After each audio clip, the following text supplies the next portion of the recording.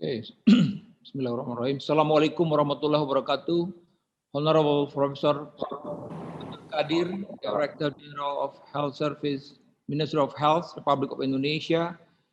Honorable Professor Aris Junaidi, Director of Learning and Student Affairs, Minister of Culture and Education, Republic of Indonesia. Professor Ari Kunchoro, Rector of Universitas Indonesia. Dr. Stephen Cantor, President and CEO, Association of Academic Health Center International, Professor John E. Lee Wong, Senior Vice President,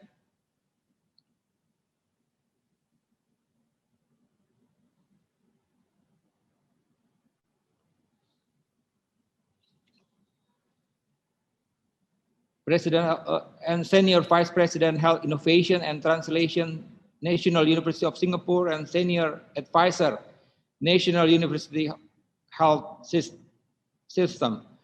Professor Edward Hillhouse, Emeritus Professor of Medicine and former Dean of University of Leeds, UK, a consultant, Association of Academic Health Center International, and also Vice Dean, Faculty of Medicine of Indonesia, Professor Dwiana Okvianti. All the coordinators of the Academic Health System Pilot Project in Indonesia, distinguished guests, ladies and gentlemen. Good morning. As a Dean of Faculty of Medicine, Universitas Indonesia, and Regional Ambassador of the Associations of Academic Health Center International Southeast Asia Regional Office, I would like to express my warmest welcome to all of you to Academic Health System Concept Webinar. It is such a wonderful opportunity for us to gather today at this virtual meeting. I'm so pleased to see such a diverse representations of participants from many institutions. It shows the importance of our webinar at this time. It is also such honor for us to have Professor Aris Junaidi from Minister of Culture, Education, Republic of Indonesia, and also Professor Kadir from Minister of Health, Republic of Indonesia, to give remarks for this webinar. We know that the academic health system is a concept of integrating education and research in symphony of health service delivery. Its goal is to achieve seamless functional integration among its members for better service to the community. I believe the academic health system, as an important part of the global and local health system, has a significant role to enhance health and well-being worldwide, especially during this COVID-19 pandemic. Our guest speakers, Professor John Wong and Professor Edward Hillhouse, will share lessons learned, best practices, and comprehensive understanding of academic health system. This is without a doubt beneficial for us. We will also have the unique opportunity to hear from the Academic Health System Pilot Project in Indonesia to share their experiences and challenges on how to implement the academic health system nationally. Last but not least, I would like to express my gratitude to Dr. Stephen Cantor and the AAHCI staff for always supporting our faculty and members of the AAHCI Southeast Asia region, and all speakers for the extraordinary effort in making this webinar possible. I hope that this event will be rewarding, that every institution involved here can benefit from today's discussions.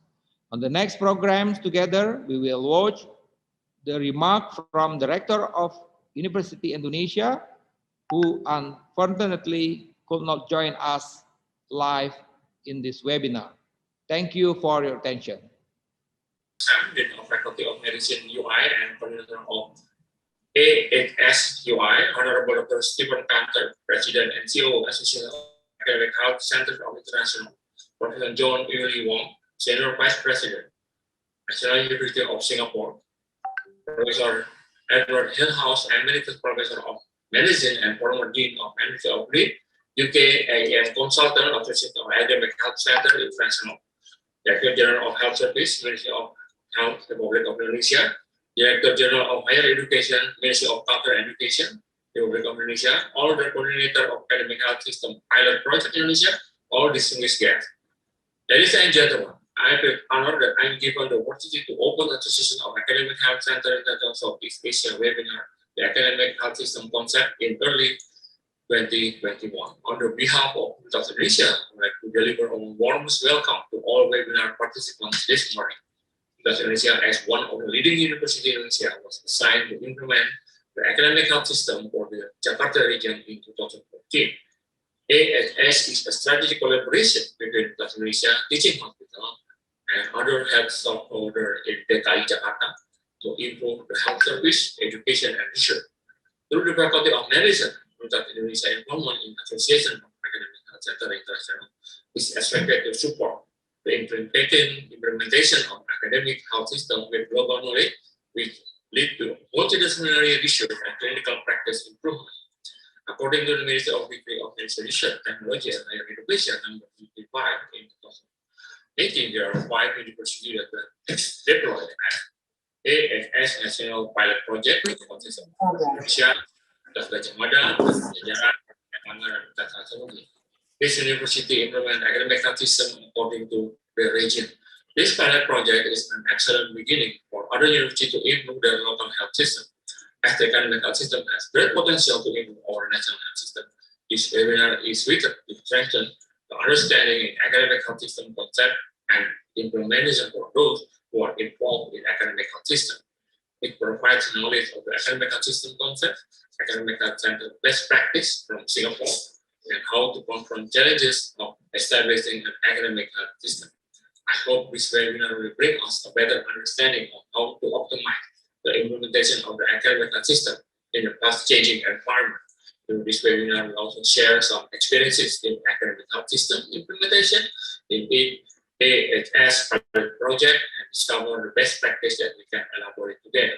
Last but not least, I would like to thank the Dean Bahari as the Dean of Faculty of Medicine UI and as the Regional Ambassador of Association of Academic Health Center International for the extraordinary effort he has made in making this webinar possible. Thank you. Wassalamualaikum warahmatullahi wabarakatuh.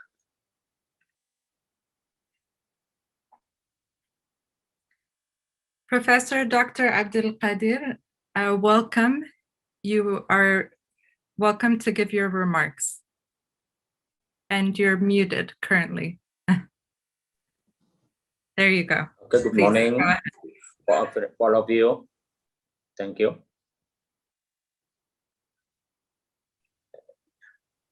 It is time for me now? Yes, go ahead. Okay, thank you. Assalamualaikum warahmatullahi wabarakatuh. Good morning, the Honorable Dr. Stephen Cantor, President and CEO of Association Academic Health Center International, Professor Ari Kunchoro, Rector of University of Indonesia, Professor Ari Fahril Sham, Dean of Faculty of Medicine, University of Indonesia,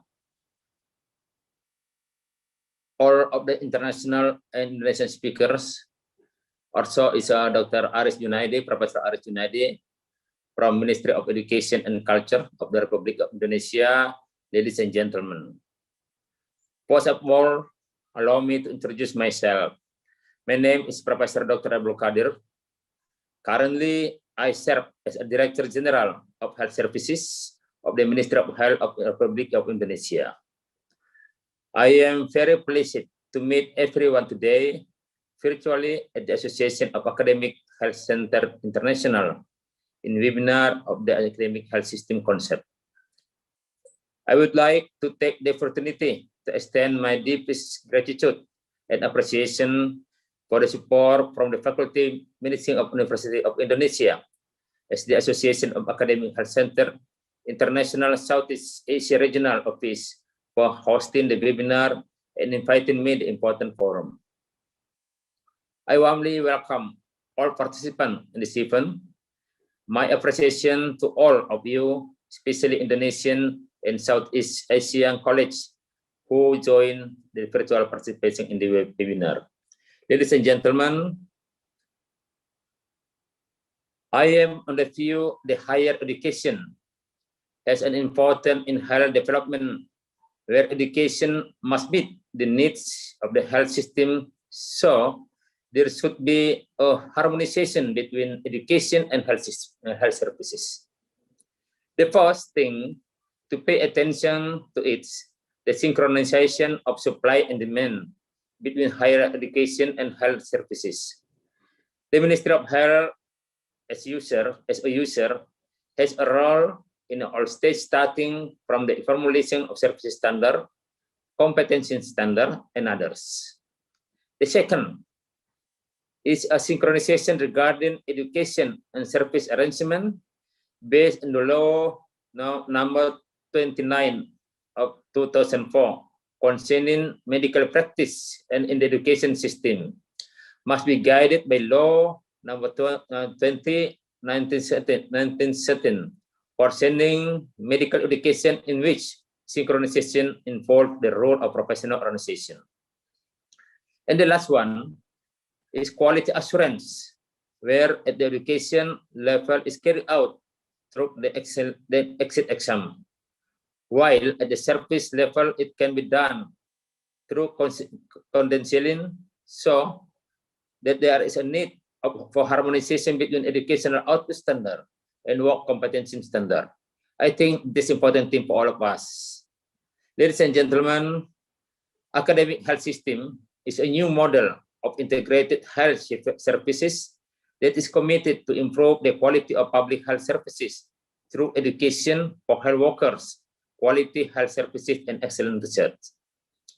The implementation of the academic health system is expected to be an ideal form in effort to build a tight and sustainable service system.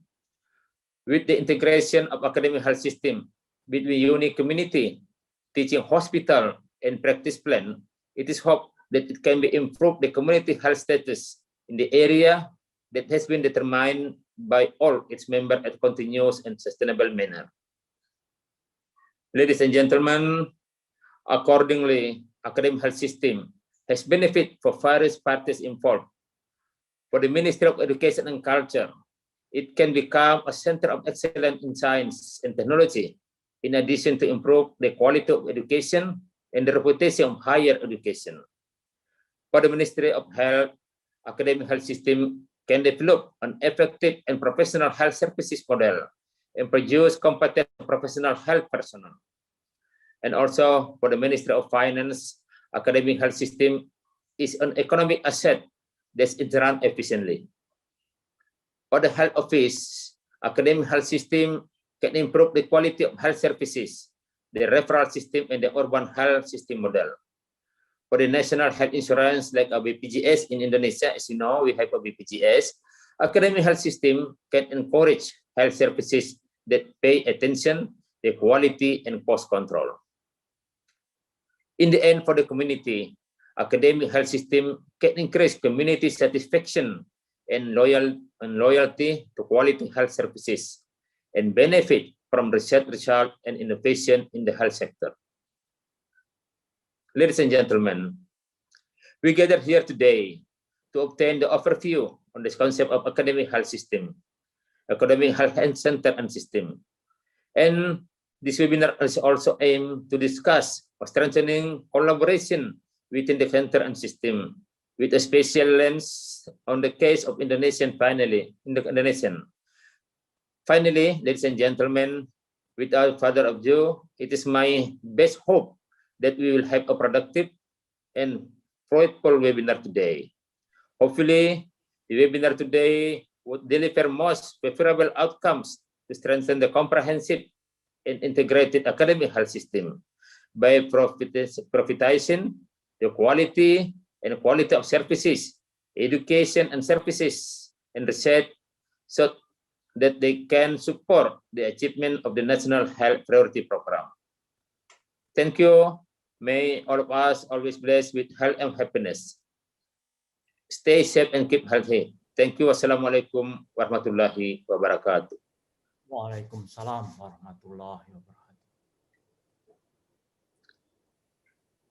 Thank you, Professor Dr. Abdul Qadir. Professor Dr. Aris Junaidi, please go ahead. Thank you so much. The Honorable Director General of Healthcare Service, Ministry of Health, Professor Abdul Qadir, Director of the University of Indonesia, Prof. Ari Kunchoro, the Honorable Dean of the Medical Faculty, University of Indonesia, as a Regional Ambassador, Association of Academic Health Center International, Southeast Asia, Professor Dr. Arifah Riasa, and also the Honorable President and CEO, the Association of Academic Health Center International, Dr. Steve Kendall, the National Working Group of Academic Health System Indonesia, Joint Committee of the Ministry of Education and Culture and the Ministry of Health, and the honorable expert and speaker, and the honorable guests, ladies and gentlemen. A very good morning to all of you. Assalamualaikum warahmatullahi wabarakatuh.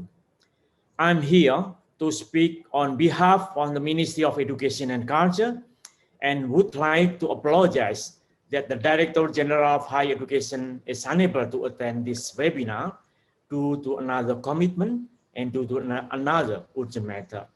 Therefore, I, the Director of Learning and Student Affairs, here today to be his representative to convey policy direction of the Ministry on this webinar. Distinguished ladies and gentlemen, continuing academic health system development since 2017 by Joint Committee of the Ministry of Research, Technology and Higher Education and Ministry of Health, the new Joint Committee now is between the Ministry of Education and Culture and the Ministry of Health.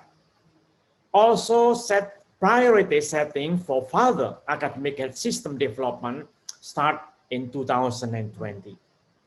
Joint Committee had appointed National Working Group to monitor and evaluate academic health system development according to the roadmap, as well as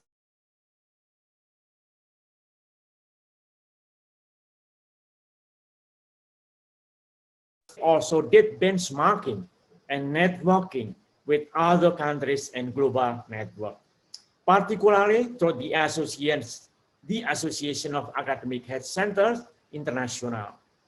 This mission of academic health center system development in Indonesia is to achieve better health outcome with cost effectiveness through continuous quality improvement of the integrated education, research, and healthcare services.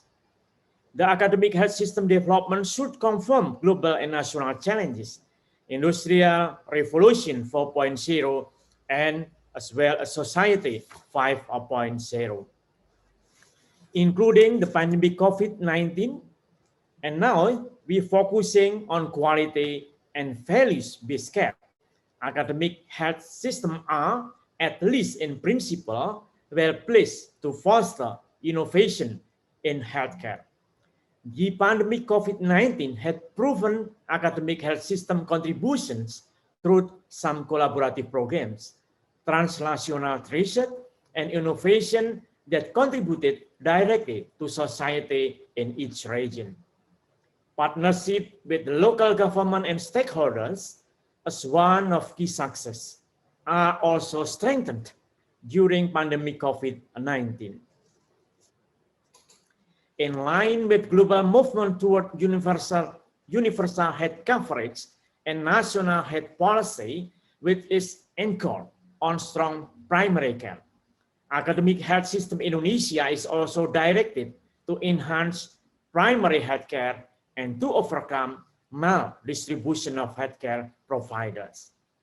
Distinguished ladies and gentlemen, academic health system Indonesia is already implemented milestone development, which include 5 components recommended by AAHCI: mission alignment, international accountability, external accountability, interprofessional education and practice, and knowledge generation and dissemination.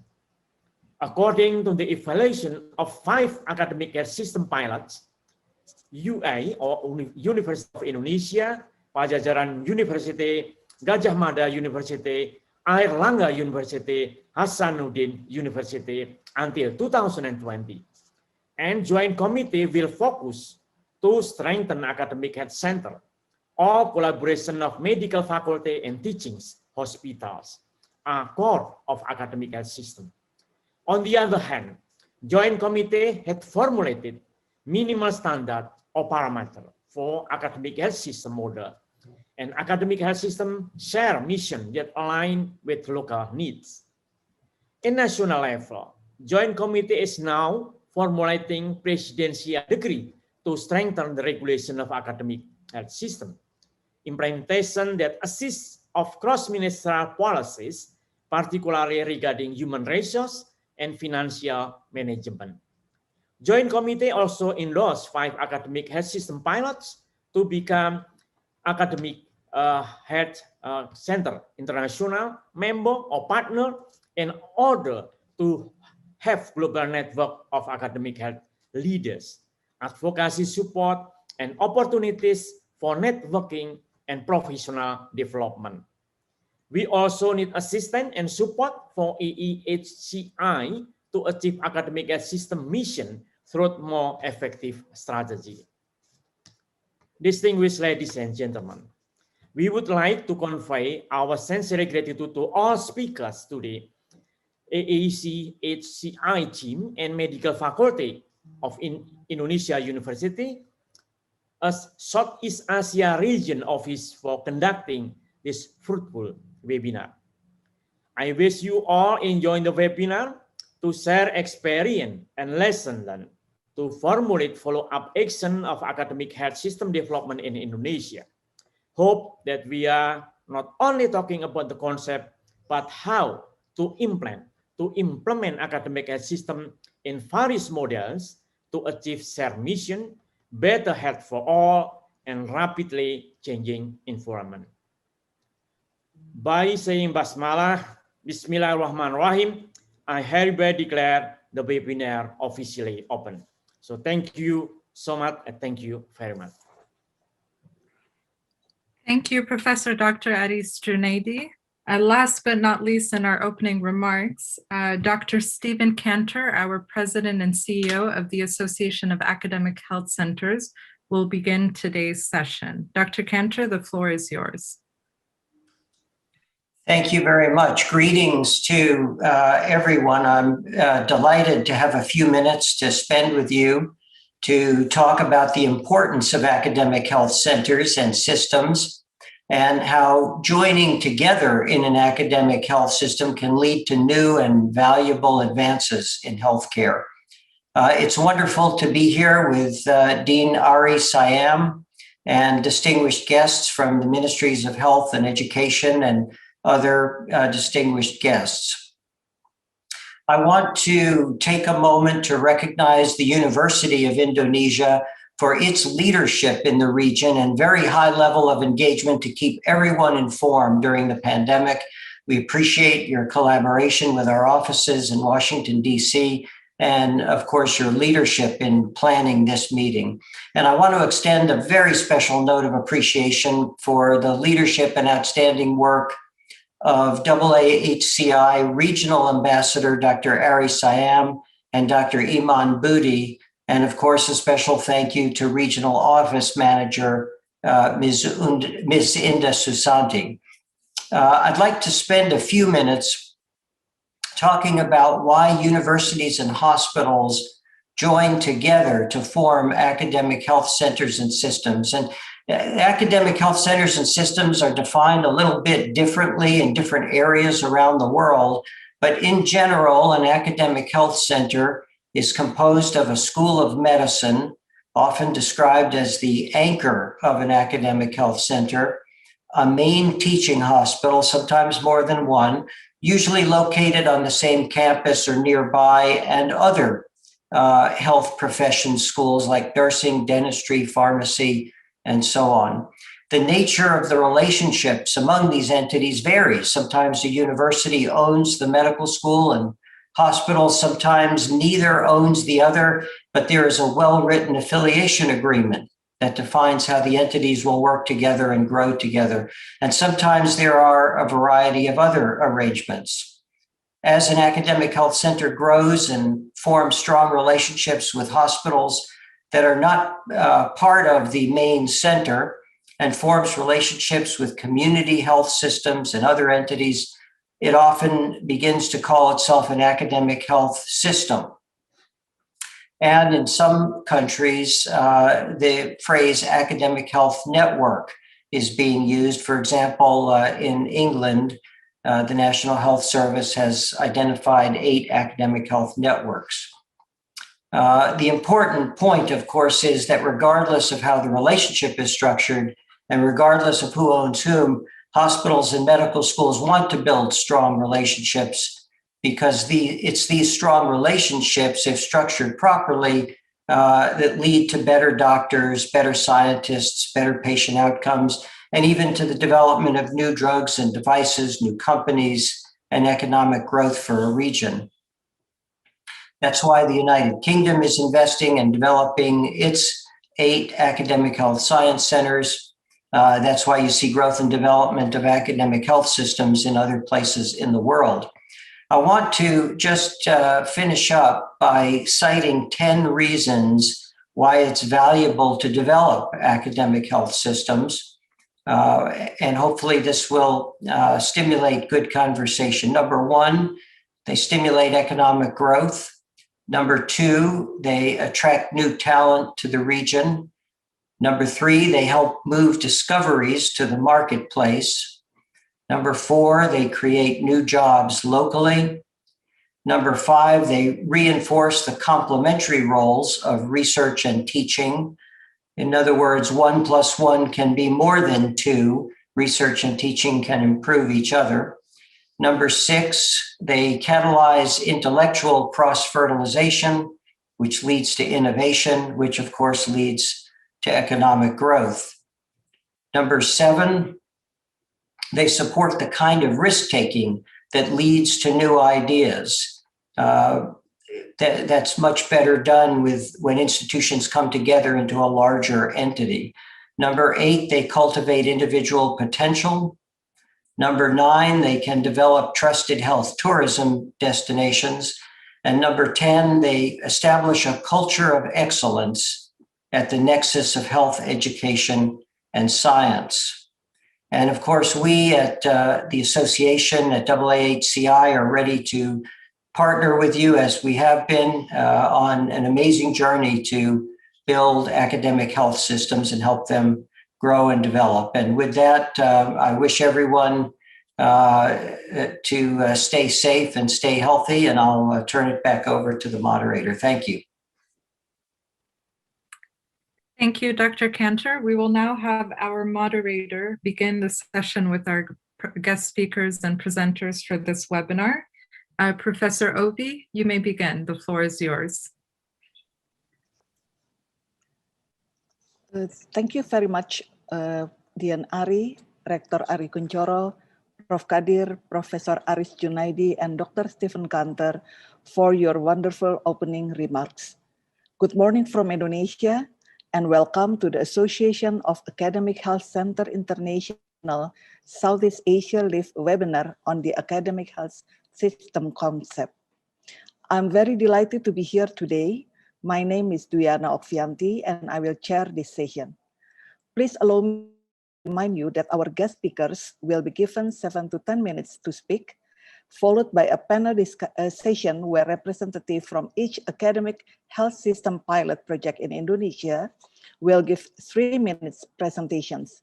We will then have a Q&A session for our guest speakers and pilot project panelists.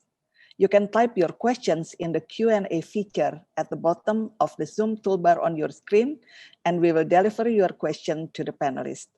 Please indicate who your question is for. I would like to introduce the first speaker, Professor John Early Wong.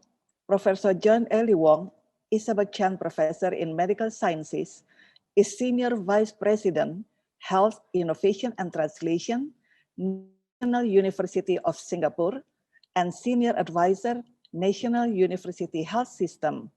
He is a medical oncologist, hematologist by specialty, and a member of the USA National Academy of Medicine, co-chairing their commission on creating a global map for healthy longevity.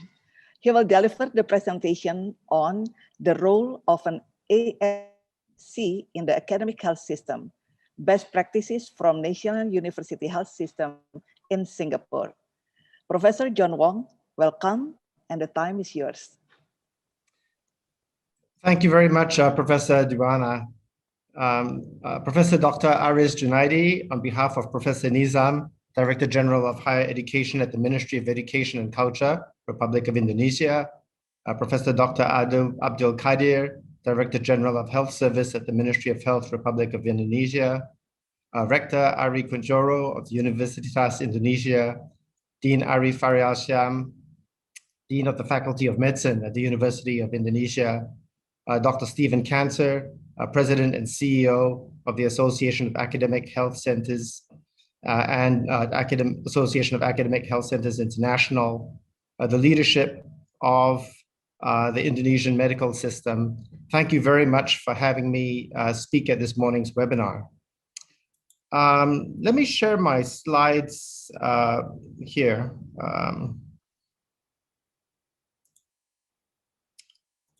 Can this be seen? Not yet, Professor Wong. Okay, let me get into.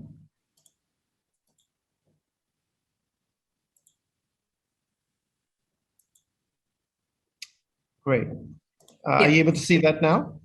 Yes. Yes, great. Excellent. So perhaps I can start off by asking the question, what is the role of an academic medical center and that of an academic health system? I would say that because of the Academic Medical Centers Association, well, as Dr. Cantor mentioned, that the medical school is the actual foundation of the Professor Wong, sorry, you muted.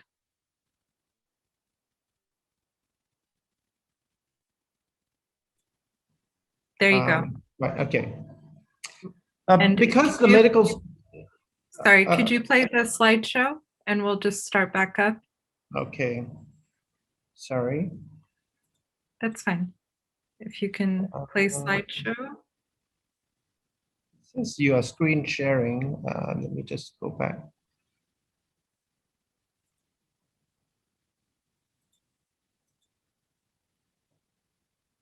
So at the bottom right, the play slideshow, if you can click on that, we should be good. There you go. Great. Okay. Thank you again. So as Dr. Cantor mentioned, given that the medical school very often, actually is one of the foundations of an academic medical center, I would say that academic medical centers set standards. And they set standards by defining and measuring excellence. So the definition of excellence is important, and then actually measuring how far we are off that standard that we set. And this defining and measuring excellence is across three domains. It's in promoting health and providing accessible, affordable, quality healthcare. It's in training current and future staff. And very importantly, it's in developing sustainable solutions to the country's health and healthcare challenges. So that, to me, is what an academic medical center strives to do. An academic health system then goes further. It ensures that this excellence impacts a whole population.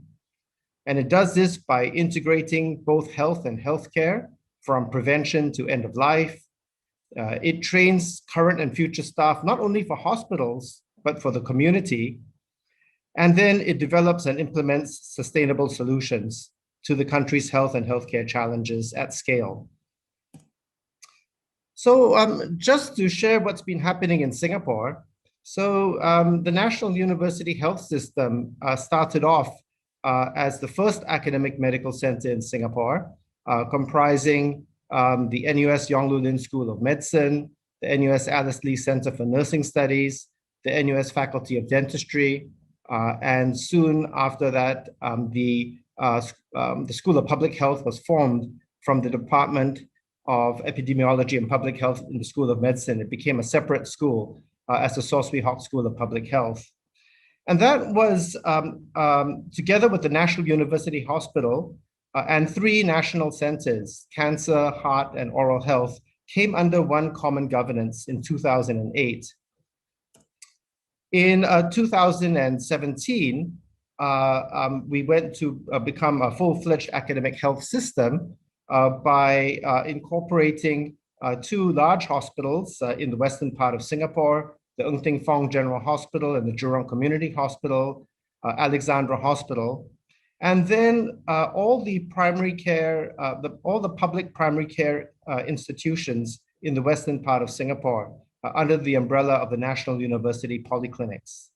And so now the National University Health System is charged with looking after population health for the western part of Singapore, and we provide education and healthcare for the whole of Singapore. So how do we define and measure excellence? We are a great fan of the work piloted by Michael Porter and colleagues at Harvard, where we want to define actually three domains. Firstly, we want to define what is excellence, what is quality, and this is defined by both the people seeing the patients. We have 53 conditions where the teams actually define what is perfect care. And then we actually measure the actual cost required to deliver that care. And that to us defines what value is. I mean, there's no point providing a great quality if no one can afford it. And there's no point driving down cost if it significantly impacts on quality. We've gone one step further in our definition of quality. So our definition of quality is not only defined by the healthcare team, but it's also equally defined by patients.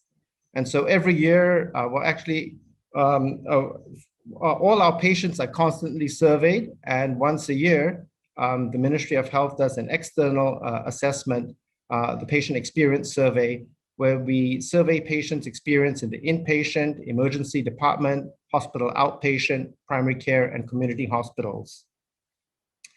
And this then gives rise to this 4-quadrant chart, where we want our institutions to actually be in this top right-hand quadrant, where quality is constantly, we're trying to push quality, and we're trying to maintain costs or even see whether we can lower overall costs. This is not the quadrant where we want to be, where quality is dropping and costs are rising. And you can see the other 2 quadrants. The original Academic Medical Center started this journey in 2016. And as you can see over the years, we've been able to drive quality and actually do this at a lower cost than we did before. We have since shared this methodology with our other sister institutions, and you can see the direction. And this has now been shared with the rest of Singapore. In terms of training current and future staff, we do this not only just for the hospital, but for the community. We have a very large simulation hospital where we constantly have our students and staff practice their skills in multidisciplinary teams. And this is complemented with their direct patient care. We equally have students working out in the community. This is a paper published in Academic Medicine several years ago, where we've documented the benefit of students actually working in the community in a longitudinal, interprofessional, student-run home visit program. And I think that this,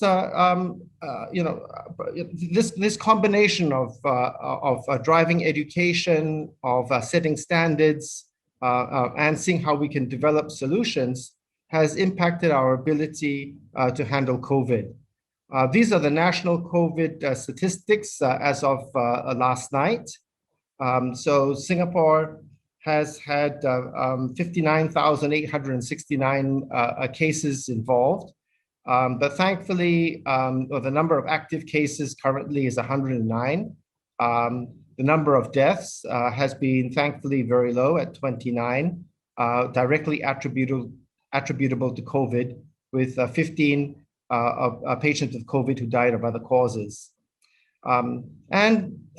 Again, we see our role as the largest medical school in Singapore. A substantial number of the Singaporean healthcare workforce are alumni of our medical school. And I think that, again, we hope to try and work with our colleagues across Singapore in defining and measuring what excellence is. Certainly when we had a brand new disease hitting Singapore, our faculty responded in many ways. So we developed a symptom checker where a substantial number of people have logged on. This is the link to check whether or not their symptoms could be due to COVID, and then what should they do if they have such symptoms. And so we've had, as I mentioned, several 100,000 of our population logging on to this. There was a concern that we would not have sufficient nasopharyngeal swabs to be able to do all the diagnostic tests because of the global demand. So we've actually developed our own swabs, which are comparable with commercial swabs, and we just have our paper published in JAMA, otolaryngology, and head and neck surgery. And so Singapore is now self-sufficient in swabs. Our colleagues also developed protective tents so that they could intubate and work in the oropharyngeal space safely. We've been working in developing diagnostics. We've developed one of our spin-off companies has developed a rapid antigen test, which is Health Sciences Authority of Singapore approved. And colleagues in A-STAR and Tan Tock Seng Hospital and colleagues at A-STAR and the Defense Science Organization have come up with the PCR kits, which Singapore has been using. We are now moving into rapid diagnostics with the same sensitivity and specificity as PCR. And so this is one of our spin-off companies. In terms of our colleagues at Duke NUS, along with A-STAR and GenScript, have developed the first kit which can measure neutralizing antibodies. And we've been working very heavily in developing therapeutics, both human monoclonal antibodies, as well as in development of vaccines with our colleagues in Duke NUS and Acturus. In terms of education, we've been running a very active webinar series, and many people from Indonesia have been logging on to this. We've been running this since April of last year, and every time we run a webinar, we've had more than 1,000 people from 73 countries across all the continents in the world logging on. And we've been very fortunate to have the leadership of WHO, led by the Director General, Editor-in-Chief of Lancet, the Nigerian Director of the Nigerian Center for Disease Control sharing their experience, the Director of the Wellcome Trust, and the Director of the London School of Hygiene and Tropical Medicine, among several other faculty sharing their experience. So this is the big role in terms of education. Our School of Public Health, in the first, when the epidemic first broke, when the pandemic first broke, released a daily science report of what was all the known knowledge. And again, these are our contributions across the healthcare domain, around developing the tools required to tackle the pandemic, as well as the education involved. And finally, Dr. Cantor mentioned that academic medical centers and academic health systems can have a major impact in terms of the economy. We are currently working with at least 179 companies and playing a major role in the contribution of health and biomedical sciences to Singapore's economy. So thank you very much for having me. And again, working with colleagues across AAHCI, across ASEAN and internationally is what we feel is the role of academic health systems. Thank you very much. Thank you, Professor John Wong, for your delightful presentation. on best practices from National University Health System in Singapore. Now we will move on to our second speaker, Professor Edward Hillhouse. Professor Edward Hillhouse is Emeritus Professor of Medicine at the University of Leeds in the UK and a consultant to the Association of Academic Health Centre International in Washington, DC. In addition, he was previously Professor of Medicine at Weill Cornell Medical College and at the University of Warwick, where he was instrumental in securing an undergraduate medical school. At the University of Leeds, Professor Ed served as Dean for International Development, Dean of Medicine, and Faculty Dean for Medicine and Health. Under his leadership, the faculty was established with several new interdisciplinary research institutes and an international focus that saw it become one of the first international members of the Association of Academic Health Centre International. He also led the establishment of the first national academic health system in the state of Qatar. He will be speaking on confronting challenges of establishing an academic health system, perspectives from an AIM consultant. Professor Edward Hillhouse, welcome and please go ahead. Thank you. Good morning, and I'm delighted to be part of this webinar. My brief is to give you some sense of the challenges that you will face going forward, and some insights from my own work, but also from our visits to various institutions around the world as part of the AIM program. Next slide, please. Right, so challenge one, organizational sustainability. Now, as you move forward, it's absolutely critical that the academic health system or center you put in place survives over a sustained period of time, particularly that it will survive any leadership change that will take place. And what we've noticed, or what I've noticed, is that the most important thing here is not necessarily the formal power that exists within the organization, but the informal power. That is the key people in the institution that are going to influence and lead the change for you.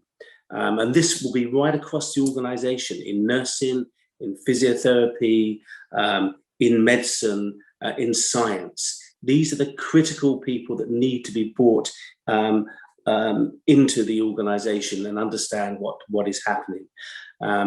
You will need to confront mission divergence. There is no doubt that the mission of the university and the health and the clinical center will be different, and what will bring you together is the clarity of purpose and the fact that you're there for one purpose alone as an academic health system, and that is to improve the quality of life of the patients. A second slide, please. Then the biggest challenge you'll face is how do you get a robust and transparent financial model that will enable the system to be sustained. You will probably already appreciate the conflicting priorities, and that the clinical system can soak up as much money as you throw at it. And John Wong has clearly showed us that you can drive down those costs and improve quality as part of an academic health system. But also there's a great disparity between the clinical and academic funding. So how do you support the academic endeavor is really critical. So one of the things you will need to face early on is finding a way for funding a protected time for those clinicians that wish to undertake academic activities, both in research and education. Next slide, please. The third challenge is building capacity and capability. We found that some of our visits, organizations have found it difficult to identify early on what will differentiate them from their competitors. And this is really critical. What is it about your organization that will put you on the national map, but also the international map. And this is all about developing critical mass in key areas. In several institutions we visited as part of the AIM program, we've noted that there are large clinical programs which do not have any major academic underpinning, and therefore there's a lack of critical analysis about what is taking place within the clinical programs, and that's really critical. We've also noticed that partnerships which are simply there to have a brand attached to the academic health system are not really suitable, and that the most effective of partnerships are those that address gaps in your organization. That could be in clinical services and it could be in academic activity. And it is absolutely clear that you need to develop career pathways for young clinical academics. And this needs to be done at an early stage so that young clinicians are not disadvantaged if they undertake academic activities. Next slide, please. Then you need to find mechanisms for facilitating internal alignment, and Dr. John Wong has already shown us how Singapore has addressed these challenges. I've used in the past the institute model. These can be either virtual or real. And this brings together interdisciplinary teams under a single leadership within the institute. And this could be in cardiovascular sciences, it could be in infectious diseases, it could be in neurosciences, anything where you feel you have enough critical mass to bring people together. And then the institute will take responsibility for both the clinical programs as well as the academic activity within that specialty. Clinical trials is also a very good way of bringing people together and aligning them, because clinical trials is exactly where the clinical programs intersect with the research programs. And we've noticed in those institutions that are undertaking clinical trials that they have much more awareness of the integration of the systems. There is also very good evidence internationally coming out now that organizations that participate in clinical trials actually have improved clinical outcomes. Next slide, please. Then you have to work out how you're going to interact with the community. And again, Dr. Wong has shown us how Singapore has addressed this with the polyclinics.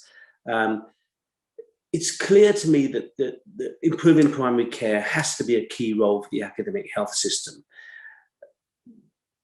It is also absolutely critical, both from a community point of view, but also from a government point of view, that public health and epidemiology play an important role in any developing academic health system.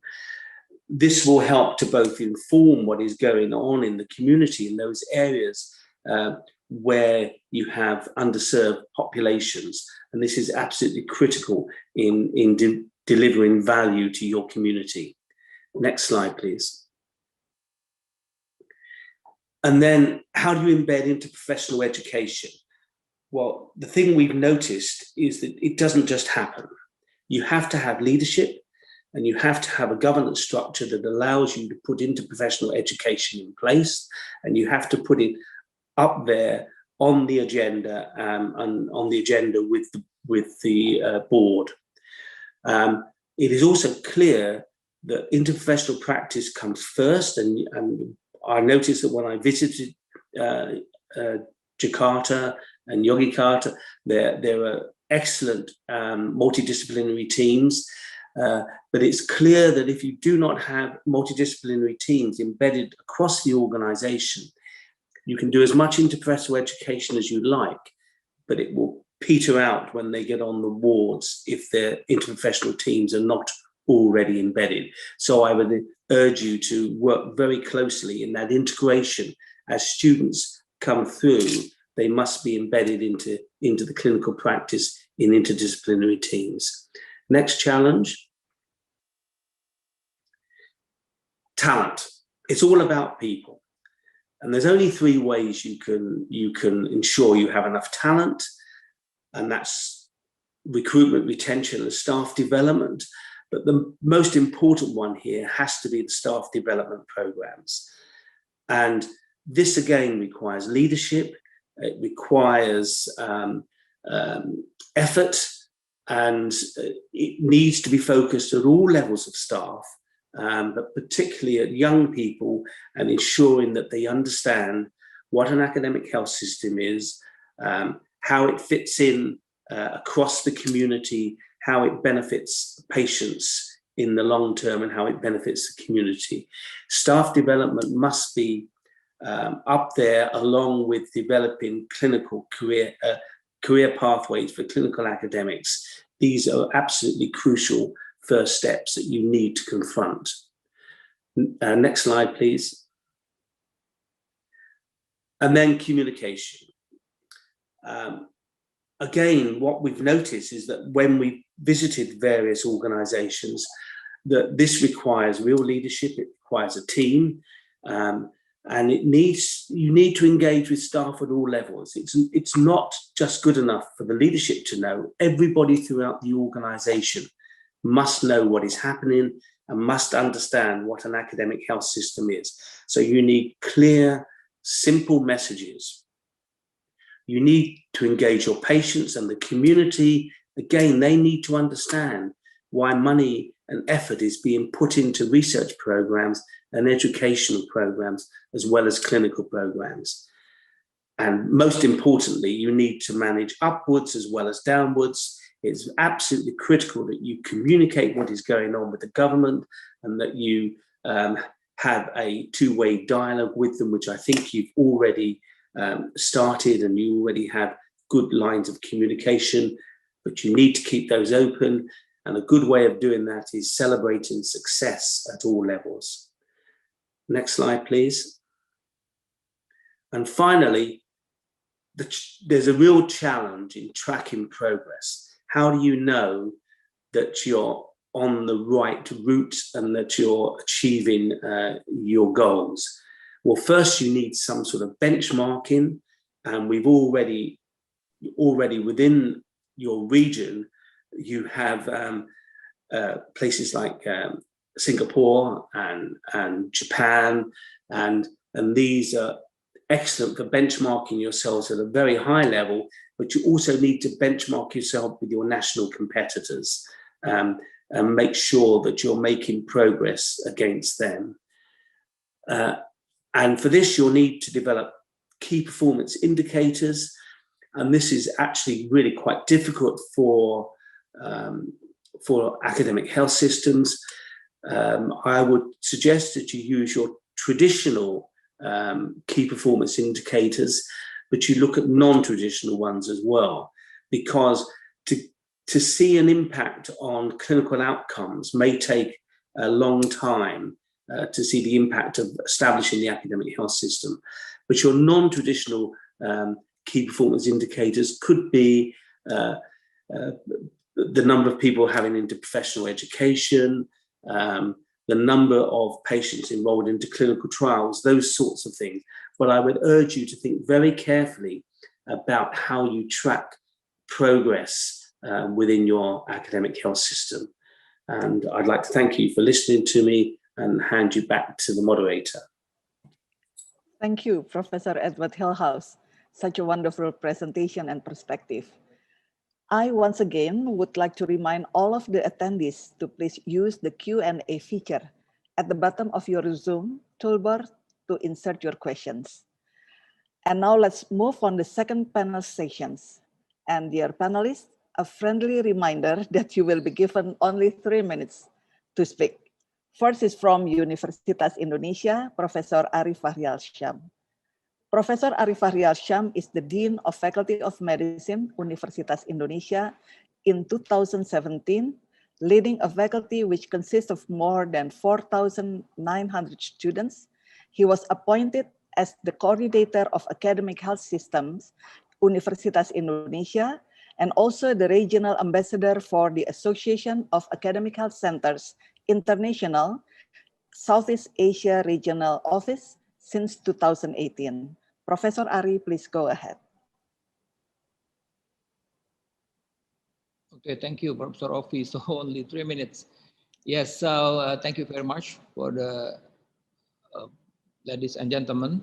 So yeah, we'll give brief information about academic health system in Indonesia, so it's our members and also our hospitals, and then working together with the Jakarta province. Okay, so the visions of academic health system, our vision is academic innovation through collaborative, outstanding healthcare for individual and communities. Actually, the first objective of this academic health system of Indonesia is integrate all resources UI, health institutions, and partner of academic health system as to create a quality education process, research, and healthcare entirely. So mentioned from our previous rector.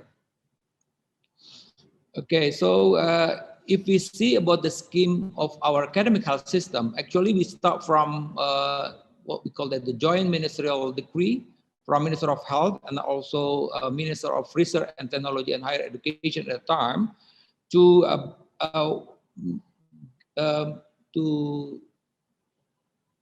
in this decree to establish the academic health system in Indonesia. The core of this academic health center, Faculty of Medicine and Cipto Mangunkusumo Hospital, and now together with the teaching hospital of Indonesia, and we have the mainly Faculty of Medicine, and then working together with other faculty from health sciences. And then we have 7 teaching hospital joined in our academic health system, owned by Minister of Health, and also we have working together with the Jakarta province as well. And then time we give report to Minister of Health before, and also we discuss with the Governor of Jakarta. Okay, this is our network. You can see that together with other hospital, Jakarta, and then with the local public hospital, and then with the community health center, we working together to help. And this is the core of our academic health system, what we call the academic health center. Faculty of Medicine and Cipto Mangunkusumo. Educations about, we have education committee here, and also we have Indonesian Clinical Training and Education Center. For research, we have together Health Research Ethics Committee, and also together we have Center for Clinical Epidemiology and Evidence-Based Medicine. And for healthcare, some health center like Gastrointestinal Endoscopy Center and Stem Cell. For stem cell, we have, yes, this is the progress of our stem cell center. And then finally, on December, our Minister of Research to declare us as a national center for stem cell production and their metabolism. And also we have a clinical trial for stem cell for COVID as well. Okay, and other things that we working together with the faculty of to build the ventilator, and also to make a flock swab, and then some publications about that.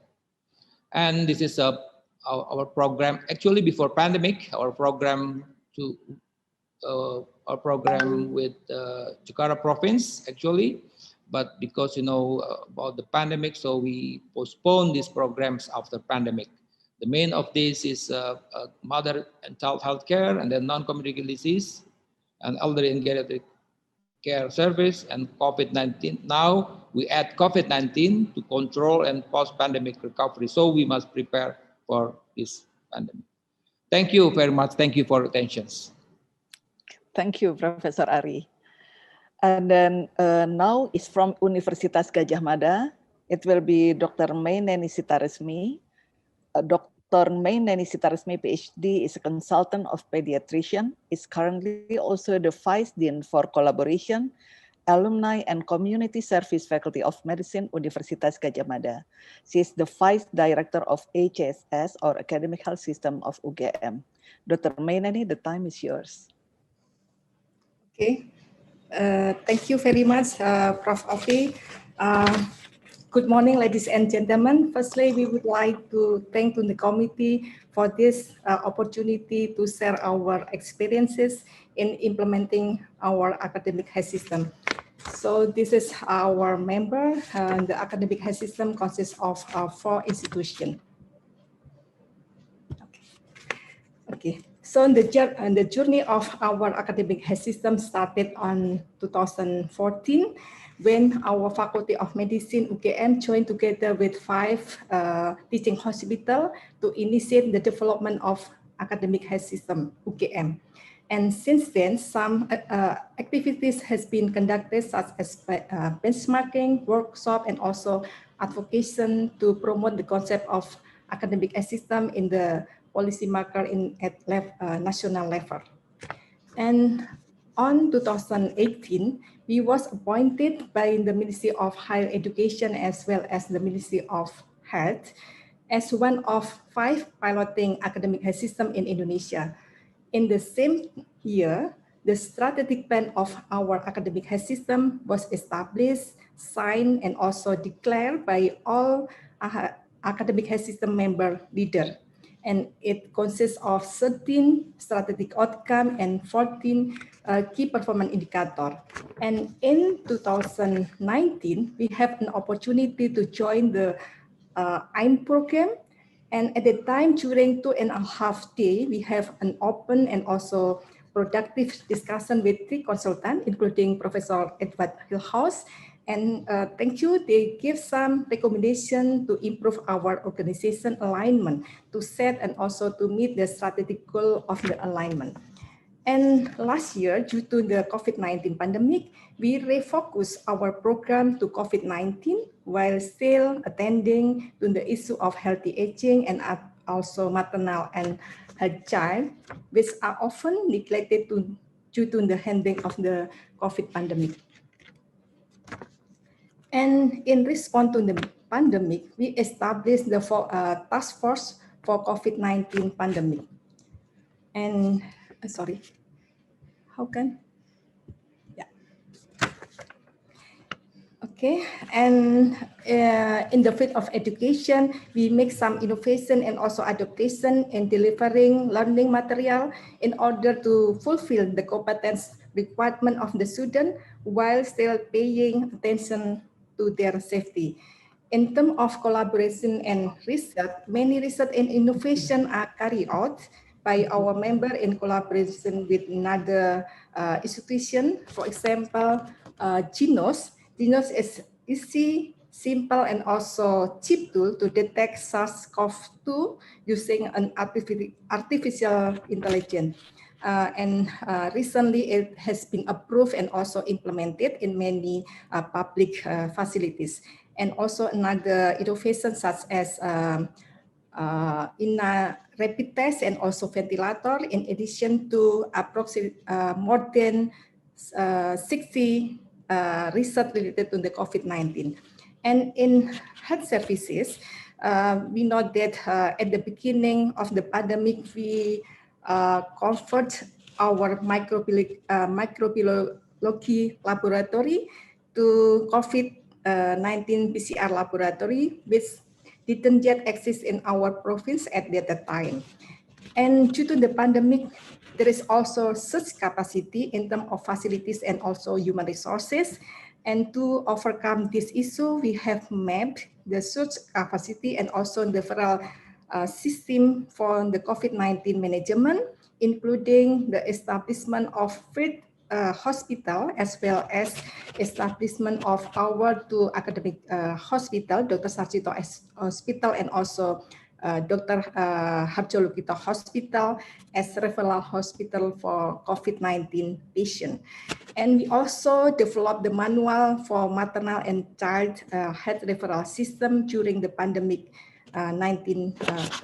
And we also do some activities in terms of to empower the community, such as the creation of pocketbook for village to battle the pandemic, and also we have some educational volunteer and also other social activities. And also some webinar capacity building also done at that time. Thank you very much for your attention. Good morning. Very interesting presentation from Dr. Maineni. And now we will hear from Universitas Airlangga, Professor Budi Santoso. As an obstetrician and gynecologist, Prof. Budi Santoso is actively still practicing his clinical skills at Dr. Sutomo General Hospital, Kendang Sari Mother and Child Hospital, and also El Shafi Clinic. His specialty is in the field of fertility and reproductive endocrinology, especially PCOS and endometriosis. Laparoscopy and hysteroscopy are his daily routines, which are done as form of hospital care in the field of infertility. He also pays a great attention to hospital management, since he also leads the management of several hospitals. Besides a lecturer and dean of Faculty of Medicine Universitas Airlangga, Prof. Budi Santoso is also actively conducting some research in the field of endocrinology. Professor Budi Santoso, please go ahead. Okay. Thank you, Prof. Afi. Ladies and gentlemen, I would like to present the development of academic health system in Universitas Airlangga. And three focus area that I will present. The first is interprofessional education, the second is geriatric, and the third is disaster response and management. For the first focus, the interprofessional education, we have the three kinds. The community is community outreach program. In Indonesia is KKN, clinical in IPE in clinical setting, and the third education, community outreach program, and elective teaching. We have some of the module for the student and for the facilitator that the topic have about the HIV/AIDS, narcotic, psychotropic, and other addictive substance, outbreak, disaster management, and particular patient safety. For the community outreach program, in batch 61 in Lamongan district, include 13 students from 7 faculties. In batch 62 in Lamongan 2, July in 2020, 109 students for 11 faculties. So many other activities contribute to the health, economic, and environmental education sector. Number of students involved in IPE program from the 2016, I will report just on it 2021, ongoing, and by online learning.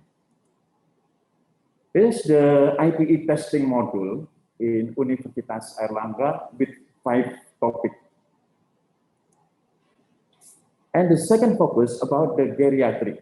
About the geriatric activation plan in 2021, the subject focus you can see on the screen, and this is the follow-up plan.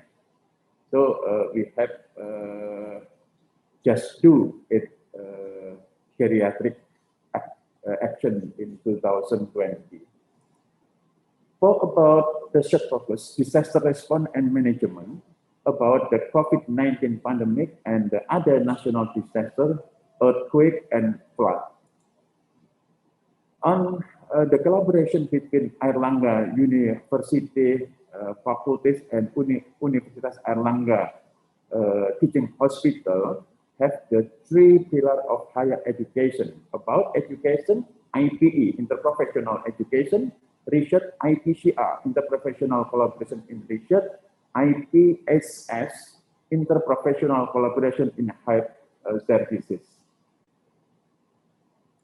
So 15 faculties involved in this program.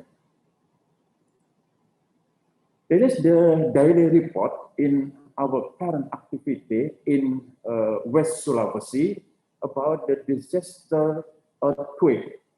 The The first is in Majene. After that, our floating hospital is use the PVC shape, traditional shape from the south of the Sulawesi. This hospital applicable to operation theater, one major OT and minor OT. So until 19 February 2020, outpatient, the total 514 patients, in surgery 60 patients, general surgery, ENT, ear, nose and throat, obstetric and gynecology, and orthopedic too. And the second place in East Java, Jombang, disaster of flood. We had the activity to help some people that living in Jombang with the several activity to help to increasing about healthy and others. So it is the last update about the natural disaster and pandemic response from our floating ship, and now until March 2021, our floating hospital stay in Mamuju. After from the Mamuju, I come back to Surabaya again. Thank you. Thank you, Prof. Budi Santoso. And the next will be Professor Budu from Universitas Hasanuddin. Prof. Budu has serving as Dean of the Faculty since April 2018. Since 2019, Professor Budu has served as the Chairman of the Indonesian Medical Institution Association, covering 91 medical faculties throughout Indonesia. He is appointed as the coordinator for academic health system in Universitas Hasanuddin. Professor Budu, please, the time is yours. Thank you very much. Good morning. Thank you for this opportunity for me to present academic health system of Hasanuddin University in Makassar. We very fortunate because Hasanuddin University Faculty of Medicine is located around many kinds of partner, especially in health boards. We are located together with main teaching hospital, and also around the public center of CPT Makassar, and also around the other faculty in Hasanuddin University. So we very easy to coordinate each other. And this is the main, our location around just only maybe 1 kilometer around together. And this is our main teaching hospital with Vision Academic Health Center. And also we have once again Hasanuddin University Hospital as well. This hospital also develop academic health system in its vision. And Hasanuddin University Hospital in Wahidin, our main teaching hospital, located around many our satellite hospital in Makassar. So we built some program together to implement the program of academic health system in Makassar. This is first we have activated our program interprofessional education and also public health services together with our main teaching hospital, and also together with the others health faculty like public health, dentistry, pharmacy, and also nurse faculty together to join like public health services together. This is, we also have interprofessional education during COVID-19 in Hasan University Hospital with online system together with our partner in the satellite hospital. This is a educational activity in our hospital together with other health professional clerkships members. This is activity of health services in our hospital together, just not only for medical, but also together with nurse, together with pharmacists, together with nurse, and also together with public health safety in hospital. We also have ethic commission of research belong of Faculty of Medicine, but some Faculty of Health also in hospital pointed this commission as one of center of commission of research in our faculty. This is a forum of ethical review committee in our faculty. We also have Hasanuddin University Medical Research Center located in Hasanuddin University Hospital. But this center can be used by others faculty, also by some our hospital, satellite of hospital to make some research, especially during the COVID-19 pandemic. Some of our samples is diagnostic in our medical research center in Hasanuddin University Hospital. This is patient safety training together, mock survey of academic medical center hospital accreditation standard. I would like to present to you academic health system during COVID-19 in Makassar.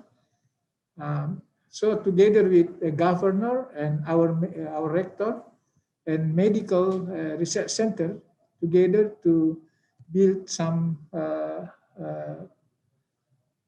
procedure and some procedure of the how to handle COVID-19.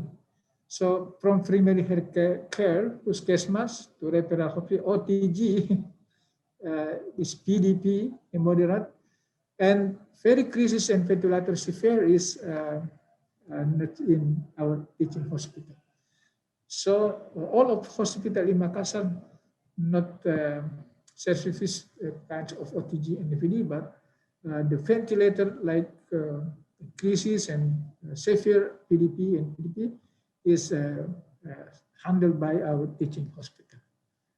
We have like monitoring and evaluation of academic health system implementation in our hospital. Wahidin Hospital, for example, we just only make mark about this is the like program of our academic health system, okay or no, and okay or not. This is only just example. The format monitoring evaluation in interpersonal education.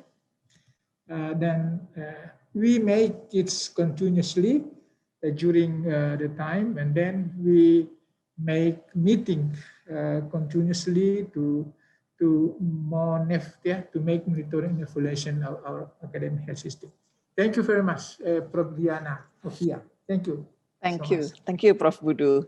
I think that's a really great presentation. And now, last but not least, is from Universitas Pajajaran. Dr. Yudi Mulyana Hidayat is the President-elect of Indonesian Association for Obstetrics and Gynecology, head of the study program Oncology Gynecology Consultant, Obstetric and Gynecology Department, and also Chairman of Academic Health System and Dean of the Medical Faculty at Pajajaran University in Bandung, Indonesia. Dr. Yudi, please, the time is yours. Thank you, Prof. Opi. Sorry, my voice. Prof. Kadir from Ministry of Health, Prof. Aris from and Prof. Ari, Rector and Dean of Medical Faculty in University of Indonesia, CEO, Dr. Stephen, and all participants, good morning. Assalamualaikum warahmatullahi wabarakatuh. I think we'll share screen there probably, yeah? Sorry. Yes, please. You can share your screen by yourself, Dr. Yudi. Sorry. Sorry.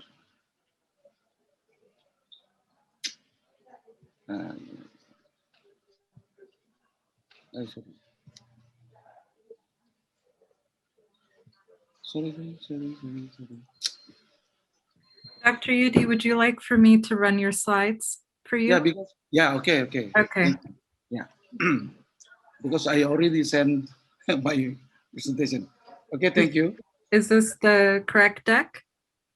Yeah, okay. Okay, thank you. Okay. I'm from academic health system in Pajajaran University. As you know that West Java is number 2nd after Jakarta in population.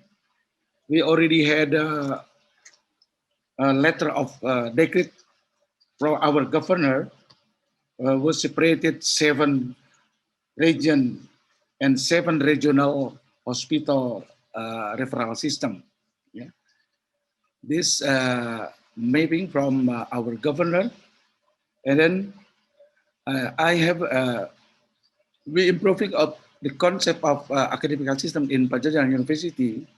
As you know that the first I improving of academic health center, because as you know that in our university we have 5 faculty in health family, and we made the strategic together to improving of academic health system, academic health center in Pajajaran University, and then to accelerate for healthy in the West Java. The West improving academic health system in the West Java, according of decree of our governor, for 7 referral hospital in the West Java, and then that's my facility. We made a primary clinic health services model in Pajajaran University. Will be disseminate in academic health system in the West Java. We have 2 clinic model, 3 clinic model, and 1 dentistry hospital, and 2 main hospital, Hasan Sadikin, and National Eye Hospital, to improving of our 7 regional hospital in the West Java. Of course, according Professor Wong from Singapore, I improving of primary health care facility first to make the referral system in AAHCI in West Java, and then secondary health system and tertiary separated by 7 referral hospital in West Java. And then to improving of 7 referral hospital, I send the facilitator team from for the improving of quality services, and of course many module from IPA and IPCC to implementation in primary health care in our area, West Java. And then for this academic system model in the West Java, of course, the goal is policy holder certification and student certification. And of course, we can increasing of a community health degree, the goal of academic health system in West Java. But we have the first step, we improving about academic health system and academic health center in Pajajaran University. The first strategic planning. We made strategic planning for 5 faculty in our university and 2 teaching hospital, Hasan Sadikin Hospital and National Eye Hospital. And then we made of health training center to support 7 regional hospital in West Java, and then optimization of our clinic model, our clinic, primary and secondary clinic in Pajajaran University to disseminate, will be disseminated in West Java primary healthcare system and optimization of Pajajaran Dental Hospital. We made a healthy UNPAD program with BPS Goes to Campus and UNPAD Wellness Center. And then, of course, because this pandemic, we made a drive-through rapid test antigen with CEPAC and modules of disseminating of module of IPA and IPCC, and to support of research, we optimization of biomedic diagnostic center.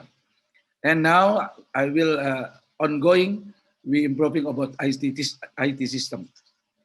And in academic system in West Java, of course, the main responsibility for our governor in West Java, we must improving of 7 regional hospital and 1 ascending of Pandega Hospital in Pangandaran, and the second Pamengpek in Garut, to implementation IPE and IPCC academic system Pajajaran University. And of course, because all of the program, we have the problem with financial. Of course, we advocate to health insurance BPJS. And then opening of academic system and Pajajaran University and Hasan Sadikin hospitals, support to development of clinical guidance practice at hospital type B and C in our district, in our West Java area, and training clinical teachers of medical staff at 7 regional hospital, and training good clinical practice of medical staff at Nopik Network Hospital, and supervising of 4 primary health care as a piloting project in our district as academic clinical services model. Yeah, and then if this piloting will be disseminated in our in the West Java area, and strengthening vertical and horizontal referral and superficial education to clinical lecturer at network and regional hospital. Thank you, Prof. Ravi. Sorry, my voice, because I have problem with my voice. Good morning. Thank you. Assalamualaikum. Thank you, Dr. Yudi. Such impressive presentation already delivered by all of our panelists. Thank you for your time and support. And now I would like to read questions from our attendees. So sorry that we are already run out of time, and I will only ask one question to Professor Wong. Professor Wong, it is the first question today from Professor Ratna Sitompul. Professor Wong, you have been a provost in academic health system in UNS for many years. What is the benefit of having a provost or vice rector of AAHCI academic health system in the university? That's from Professor Ratna Sitompul. Please, Professor Wong. Yes, thank you very much. That's an excellent question. I would say that there are three main benefits. Firstly, having someone coordinate the academic health system with the rest of the university allows a translational platform so that research from the university can actually be translated to benefit the community. Secondly, because of its very large service role, academic health systems are a great way to demonstrate the value of the university to the community. And then thirdly, having a provost for an academic health system allows the health system to coordinate and collaborate with all the disciplines in the university, because health and healthcare is more than just a medical science. It's also a social science, and you need to interact very closely with the social sciences, with the engineering sciences, and the technology sciences. Thank you. Thank you, Professor Wong. I hope that it will also answer questions that already may be in mind of some of our here. But there is another question for, I think, for Professor Edward Hillhouse. It is from Dr. Ardi Vidyartini. Professor Edward Hillhouse, thank you for your inspiring presentations on the real implementation of a academic health system. Would you please elaborate on how you center strategize the staff recruitment, development, and career promotion? Thank you. From Dr. Thank Ardi you. Vidyartini. Our strategy when we did this, when we started out, was we identified that the three areas: recruitment, retention, and career development. We also wanted to link that in with our overall strategy. And our overall strategy was built around two things. One was to create centers of excellence. If you're going to develop a really meaningful academic health system that has impact, then you have to have those centers of excellence. But also we were very aware that we had areas of great clinical need. And I'll give an example from when I was doing this in Qatar. We had a big problem with neurosciences, and we had a big problem with stroke. And so we developed an academic, a multidisciplinary Institute of Neuroscience, and I recruited a leading neurologist from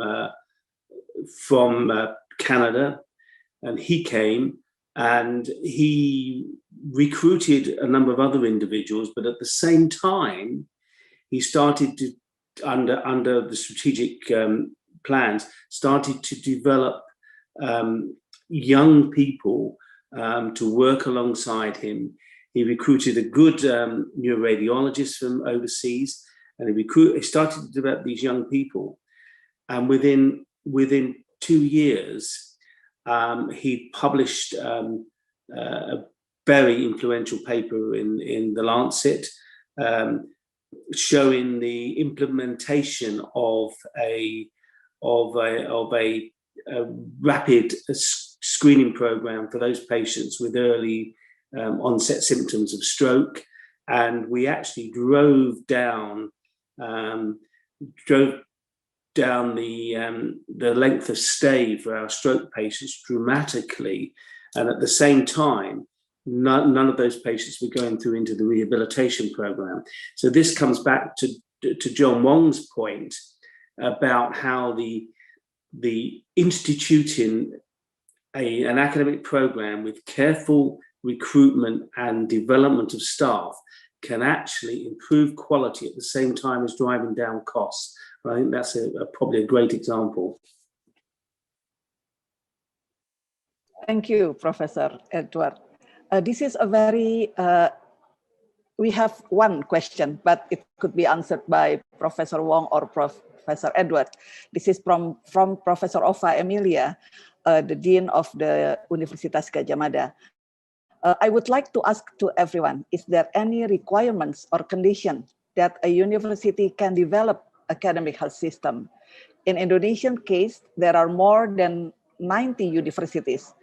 How many academic health systems would we establish? What should be considered? Do you think that academic health systems should be initiated by the government or by the university? So I think we want to hear it from you, Professor Wong, and also Professor Edward. Well, okay, so let me start off in terms of Singapore. Yes, I think that, well, certainly in Singapore, being defined as an academic medical center, an academic health system, there are certain resources that come with it. But I think it starts off with, firstly, the culture of the organization. Does the university and the health system really want to work as partners? And if they, I think if the culture and the values are there, whereby both the healthcare system as well as the university system together put resources in for defined outcomes, which are measurable and which the leadership of both sides work together to improve, I think that then, I think most systems would support and see how to promote the development of this sort of culture. Over. Professor Edward, do you have something to add? Hold on, I just need to unmute.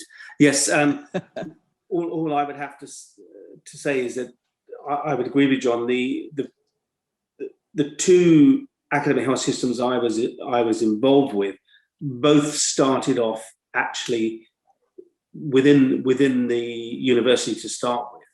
They then engaged, well, one of them started off in the university. That was when I was in Leeds, and the other one started off in the hospital when I was in Qatar. But they both came up from a recognized clinical need to improve patient care. And in both cases, the government became involved at a later stage. It can work either way, but it's better to be bottom up than top down, because top down doesn't always work. Bottom up doesn't always work as well. But if you get it right and get the government involved, then I think it's more sustainable. Okay, so thank you so much. We know that we still have some questions, but we will answer the questions separately because we are already run out of time, and we will post them online with the recording as we do not have time today. So now we are reaching the end of our sessions. It has been such a delightful experience and discussion. Hopefully this meeting will bring new insight and perspective, particularly for the future of our academic health centers and academic health system in the region and beyond. Thank you for all for joining this session, and the recording and presentations will be available online soon. Thank you so much.